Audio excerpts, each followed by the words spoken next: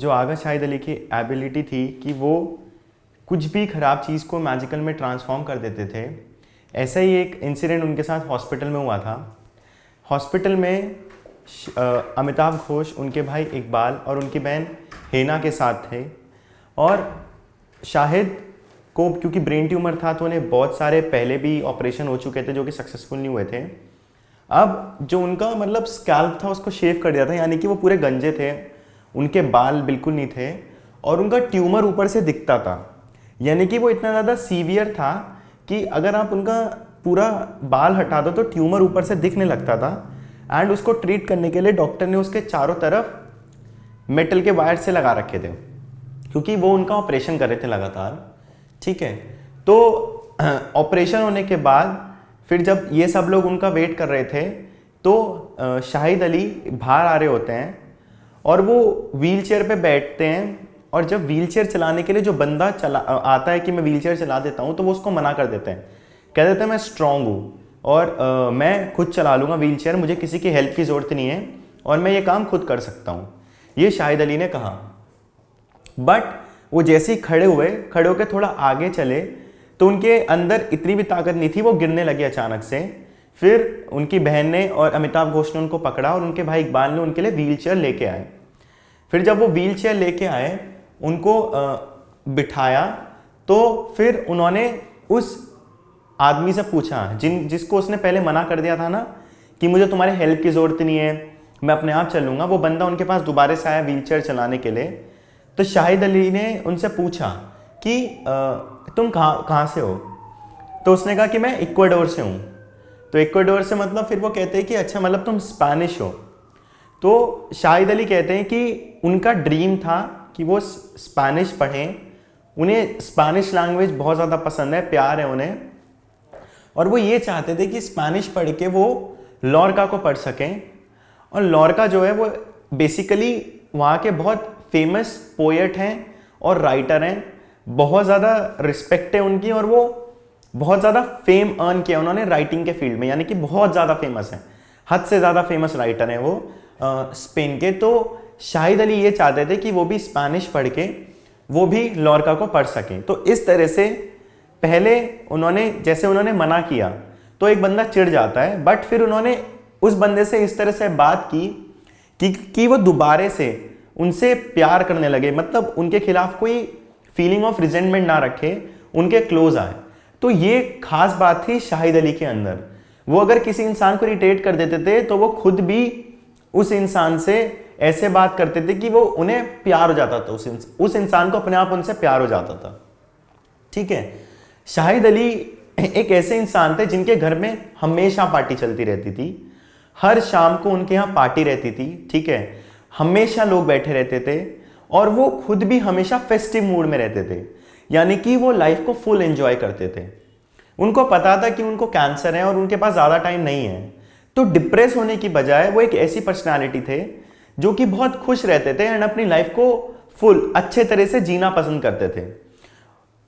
इसलिए उनके घर पे हर शाम को पार्टी होती थी। ठीक है, और उनका ये कहना था कि लोग मेरे अगर आसपास रहते हैं, हम लोग पार्टी करते हैं, हम लोग खाना बनाते हैं, हम लोग साथ में बैठ के डिस्कशन करते हैं, इन सब चीज़ों से उन्हें डिप्रेशन नहीं होता। जबकि जब वो अलग अकेले होते हैं ना तो उन्हें बहुत डिप्रेशन हो जाता है, जब उन्हें चीज़ें अच्छी नहीं लगती। बट अगर फेस्टिव मूड रहे, अगर पार्टी चलती रहे, लोग उनके आसपास रहे तो उन्हें डिप्रेशन नहीं होता।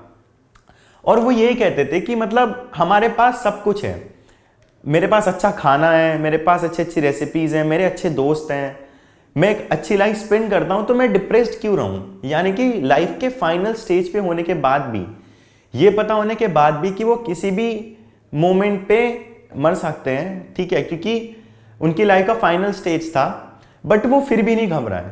उनका मानना ये था कि वो ऐसे डिप्रेस्ड क्यों रहे, और वो हमेशा फेस्टिव मूड में रहते थे, कभी भी डिप्रेस्ड नहीं रहते थे, लोगों को बुला के इन्वाइट करते थे और इतना सब कुछ होने के बाद भी वो लाइफ को एंजॉय करते थे।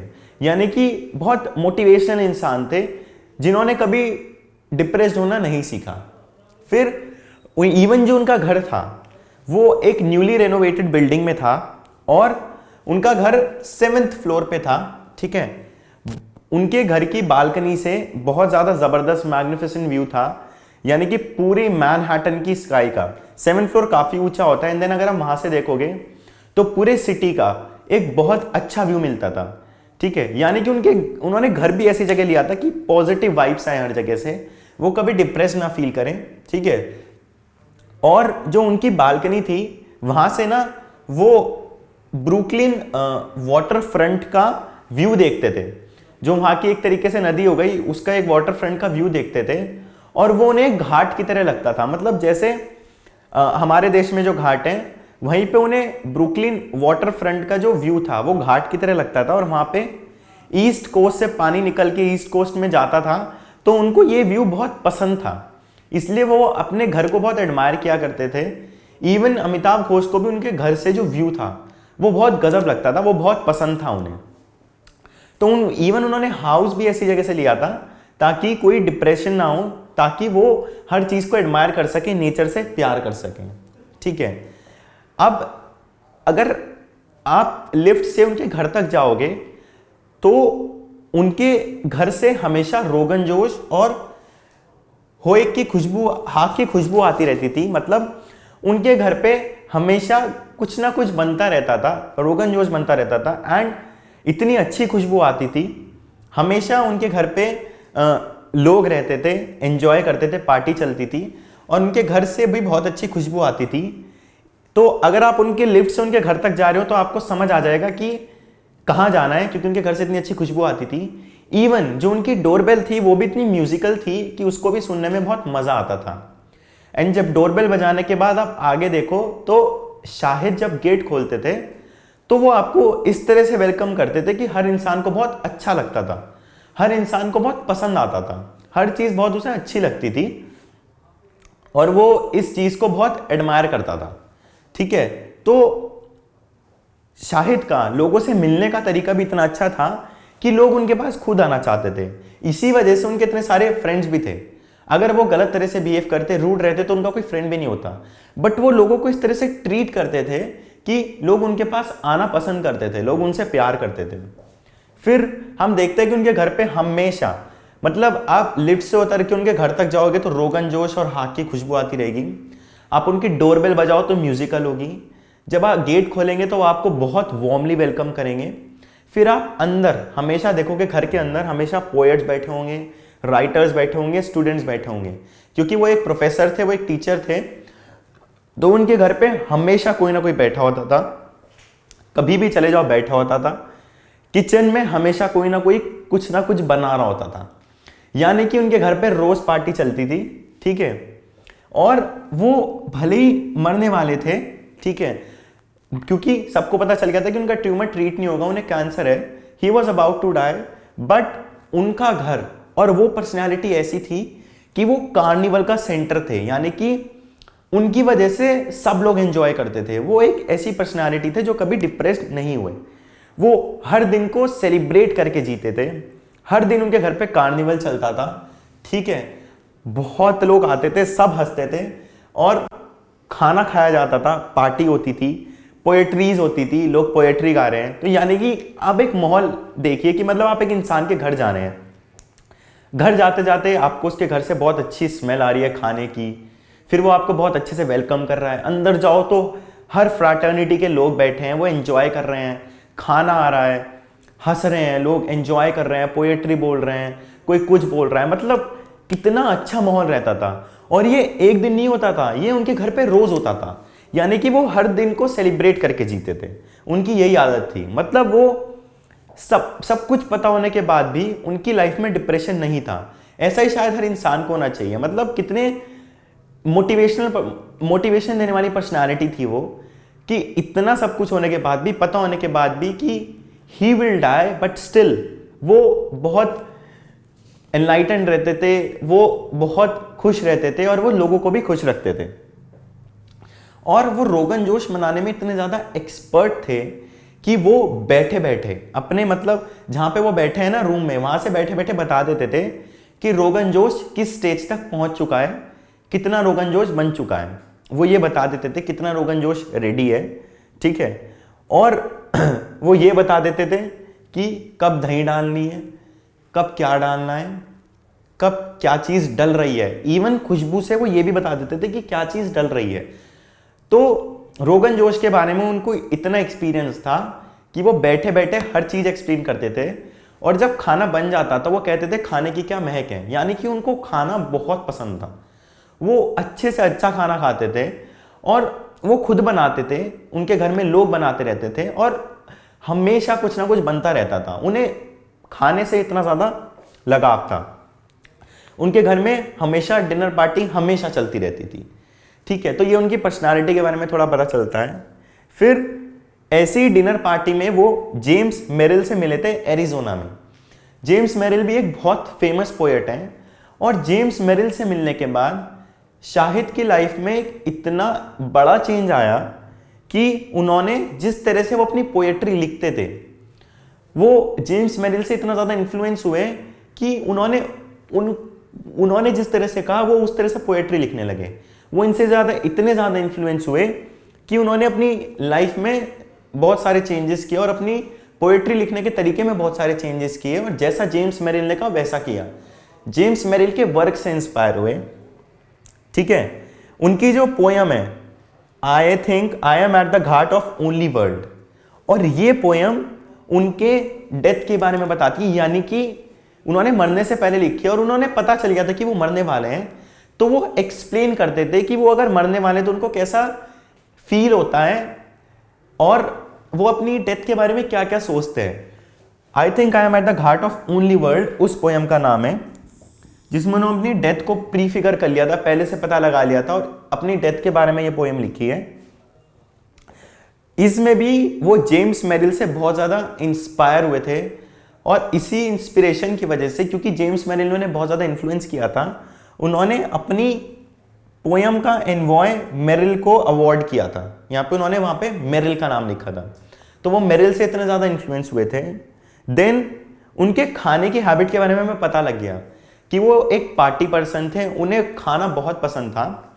लेकिन उनके खाने की एक बात थी कि जो ट्रेडिशनल रेसिपी होती है वो उससे कभी डेविएट नहीं होना चाहते थे।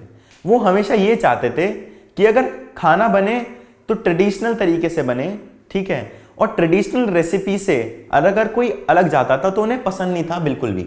ठीक है, अगर कोई खाने के तरीके में शॉर्टकट आजमाए, ठीक है, खाना शॉर्टकट के थ्रू बनाने की कोशिश करे, तो उन्हें वो बुरा लगता था, वो आदमी उन्हें पसंद ही नहीं था। तो खाने से उतना इतना ज़्यादा प्यार था, और उन्हें सबसे ज़्यादा जो चीज़ पसंद थी वो थी Kashmiri food in Pandit style. यानी कि Kashmiri food in Pandit style उन्हें बहुत ज़्यादा पसंद था। ठीक है, ये चीज़ उन्हें बहुत ज़्यादा पसंद आती थी अपने खाने में। मतलब वो चाहते थे कि उनका खाना ऐसा बने कि कश्मीरी फूड हो जिसमें पंडित स्टाइल हो, यानी कि ट्रेडिशनल रेसिपी उन्हें पसंद थी। ठीक है, और ये चीज़ उन्हें क्यों पसंद थी Kashmiri food in Pandit style, क्योंकि उनका ये कहना था कि उन्हें एक ड्रीम आई थी जिसमें कश्मीर तो था बट वहाँ पे रहने वाले पंडित लोग वो नहीं थे, यानी कि वो एग्जिस्ट नहीं करते थे। ठीक है, और जब वो लोग एग्जिस्ट नहीं करते थे तो इसी वजह से उन्हें ये चीज़ बहुत पसंद थी Kashmiri food in Pandit style. और उनका कहना था कि कश्मीर की एसेंस है वहाँ के पंडित, यानी कि वो बहुत खुशबू है, वो फाउंडेशन है, और अगर कश्मीर में पंडित नहीं होंगे तो ये चीज़ उनके लिए ड्रीम करना बहुत मुश्किल था। ये बहुत हॉरिबल ड्रीम थी उनके लिए, वो ये चीज़ डाइजेस्ट नहीं कर पाते थे, इसलिए उन्हें ऐसा खाना पसंद था। इवन बंगाली फूड को भी वो बहुत एडमायर करते थे, बंगाली फूड भी उन्हें हद से ज़्यादा पसंद था। भले अमिताभ घोष पूछते हैं उनसे कि आपने कभी कैलकाटा तो गई नहीं है तो बंगाली फूड कैसे पसंद, तो वो कहते थे कि मैंने अपने दोस्तों, जो मेरे दोस्त थे जो बंगाल से, तो उनके यहाँ का खाना खाया है और मुझे इतना पसंद आया कि मुझे बंगाल के फूड के लिए भी, बंगाल के फूड से भी बहुत ज़्यादा प्यार है। और फिर वो ये कहते थे कि मेरे पास सब कुछ है, और हर इंसान के पास सब कुछ है। मतलब मैं क्लोथ्स, कपड़े मेरे पास हैं, मेरे पास क्विजीन्स हैं, मेरे पास म्यूज़िक है, मेरे पास हर चीज़ एंजॉय करने के लिए। और जब उनके पास अगर ये तीन चीज़ें हैं ना, क्लोथ्स, म्यूज़िक और क्विजीन्स, तो उन्हें लाइफ में कुछ और चाहिए ही नहीं। वो ये कहते थे कि ये तीनों चीज़ें अगर मेरे पास हैं तो मुझे डिप्रेस्ड होने की ज़रूरत क्या है, मैं खुश रहूँगा, मैं अपनी लाइफ को एंजॉय करूँगा। ये शाहिद का कहना था। फिर उन्हें और चीज़ें क्या पसंद थी, उन्हें बेगम अख्तर का म्यूज़िक बहुत पसंद था। और बेगम अख्तर से वो कब मिले थे, जब वो अपने 13-14 साल की उम्र में थे, जब वो छोटे ही थे। अपने एक दोस्त के थ्रू बेगम अख्तर से मिले थे वो, और वो दिन था और आज का दिन था। उन्हें बेगम अख्तर का म्यूज़िक हद से ज़्यादा पसंद था, वो उस म्यूज़िक को रोज़ सुना करते थे, ठीक है। और वो उन्होंने स्टोरीज फाउंड की थी अबाउट शार्पनेस इन रिपार्टी, ठीक है। ये उन्हें ऑल्दो रिपार्टी में ज़्यादा बिलीव नहीं था, बट उन्होंने बहुत सारी स्टोरीज बताई हैं। एक बार उन्होंने स्टोरी बताई जो उनके साथ बार्सिलोना एयरपोर्ट पे हुई। तो बार्सिलोना एयरपोर्ट पे ये इंसिडेंट हुआ कि जब वो चेकिंग करवा रहे थे, जब सिक्योरिटी चेक चल रहा था, तो जो वहाँ का सिक्योरिटी स्टाफ था, वहाँ पे एक वुमेन से उन्होंने पूछा कि आप क्या करते हो। तो शाहिद ने कहा कि मैं पोएट्री लिखता हूँ। तो वो ये कहता है कि तो मतलब वो कहती थी अच्छा ठीक है, आप यहाँ स्पेन में क्या करने आए हो, मतलब बार्सिलोना में। तो उसने कहा कि मैं पोएट्री लिखने आया हूँ, ठीक है। तो ये चीज़ सुन के मतलब बार बार शाहिद पोएट्री बोल रहे थे, इससे ये पता चलता है कि उन्हें पोएट्री से कितना ज़्यादा प्यार था, वो पोएट्री में कितना ज़्यादा खोए रहते थे। और फिर वो वुमेन ने उनसे पूछा, बहुत ज़्यादा फ्रस्ट्रेट हो गई कि वो हर चीज़ पोएट्री में बोल रहे हैं। तो उन्होंने कहा कि क्या तुम्हारे पास कोई ऐसी चीज़ है जो दूसरे लोगों के लिए डेंजरस हो सकती है। तो शाहिद ने इसका एक बहुत इंटरेस्टिंग आंसर दिया। उन्होंने ताली बजाई और अपने दिल पे मार के ऐसे कहा कि हाँ, मेरा दिल मेरे पास है। तो इससे पता चलता था वो कितनी गजब की वो पर्सनालिटी थी। ये उनका एयरपोर्ट का इंसिडेंट था, ठीक है। उसके बाद इन्होंने इस इंसिडेंट को लेके एक पोयम भी लिखी थी जिसका नाम उन्होंने बार्सिलोना एयरपोर्ट रखा था। तो यानी कि एक इंसिडेंट के ऊपर उन्होंने पूरी पोएट्री लिखी थी।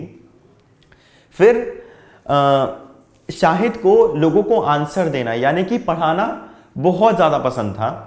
उन्हें ये चीज़ हद से ज़्यादा पसंद थी। लेकिन अमिताभ घोष ने कभी भी शाहिद को पढ़ाते हुए नहीं देखा था।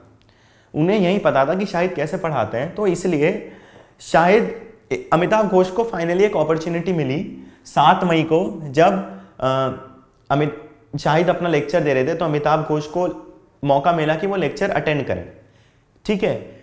शाहिद की ये लास्ट क्लास थी मैनहट्टन बरूच कॉलेज में 2000 में, ठीक है। और लास्ट क्लास का मतलब टोटली लास्ट क्लास थी। उन्हें क्लास को जल्दी छोड़ के हॉस्पिटल में दिखाने जाना था, और इसके बाद वो लाइफ में कभी नहीं पढ़ा सकते थे क्योंकि उनका ट्यूमर इतना सीवियर हो चुका था कि उनके लिए खड़ा होना मुश्किल था। उनको मेमोरी लैप्सेस ज़्यादा हो रहे थे, तो इसलिए ये उनकी लाइफ का लास्ट लेक्चर था। अब किसी इंसान की लाइफ का लास्ट लेक्चर है, वो शायद उस लेक्चर में डिप्रेस्ड रहे, बट शाहिद एक्साइटेड थे, हद से ज़्यादा एक्साइटेड थे उस लेक्चर को लेके। वो क्लास में आए और जिस तरह से स्टूडेंट्स ने उनको एडमायर किया, तो अमिताभ घोष समझ गए कि शाहिद कितने सुपर्ब टीचर हैं, शाहिद कितनी सुपर्ब पर्सनालिटी हैं, ठीक है ना।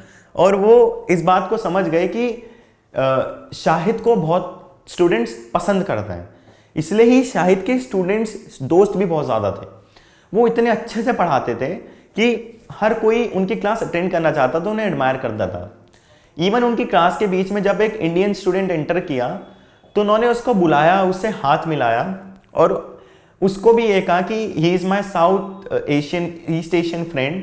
और उन्होंने इस तरह से उसको इंट्रोड्यूस किया कि उस इंसान को भी अच्छा लगे। तो इससे पता चलता था कि शाहिद कितने गजब के टीचर थे। वो ये कहते थे कि I grew as a reader, I grew as a poet, I grew as a lover. उन्हें इंडियन स्टूडेंट से हद से ज़्यादा प्यार था, ठीक है। और उनका ये कहना कि I grew as a reader, I grew as a poet, I grew as a lover, ये पता चलता है कि उन्हें पोएट्री से और पढ़ने से कितना प्यार था।